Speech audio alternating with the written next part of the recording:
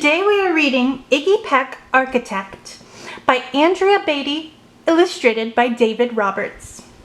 Young Iggy Peck is an architect and has been since he was 2, when he built a great tower in only an hour with nothing but diapers and glue. "Good gracious, Ignatius," his mother exclaimed. "That's the coolest thing I've ever seen." But her smile faded fast as a light wind blew past, and she realized those diapers weren't clean. "Ignatius, my son, what on earth have you done? That's disgusting and nasty. It stinks." But Iggy was gone. He was out on the lawn using dirt clods to build a great sphinx. When Iggy was 3, his parents could see his unusual passion would stay. He built churches and chapels from peaches and apples, and temples from modeling clay. At dinner one night, to his father's delight, Iggy got a bright gleam in his eye, and out on the porch built the St. Louis Arch from pancakes and coconut pie. Dear Ig had made it until 2nd grade, when his teacher was Miss Lila Greer.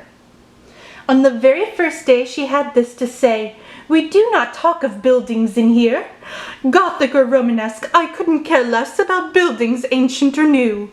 She said in her lecture about architecture that it had no place in grade 2. That might seem severe, but she was sincere, for when she was no more than 7, she'd had a great fright at a dizzying height in a building so tall it scraped heaven. On an architect's tour of the 95th floor, young Lila got lost from the group. She was found 2 days later in a stuck elevator, eating cheese with a French circus troupe. After that day, it's quite safe to say she thought all building lovers were nuts. As a teacher, she taught that above all one ought to avoid them, no ifs, ands, or buts.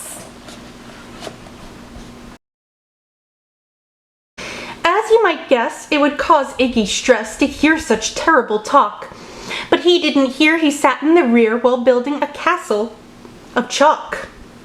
"You, Iggy Peck, your desk is a wreck. Tear down that castle right now. You will not build in here. Is that perfectly clear? Do you need to see Principal How?" "No, ma'am," Iggy said. He lowered his head and his heart sank down to the floor. With no chance to build, his interest was killed. Now 2nd grade was a bore. After 12 long days that passed in a haze of reading, writing, and arithmetic, Miss Greer took the class to Blue River Pass for a hike and an old-fashioned picnic. They crossed an old trestle to a small island nestled in the heart of a burbling stream. But they no sooner passed than the footbridge collapsed, and Miss Lila Greer started to scream. "We're trapped here! Oh my! Alas, kids, goodbye!" Her eyeballs rolled back in her head.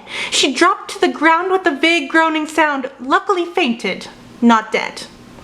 The class was amazed. They stood there quite dazed, uncertain of what they should do.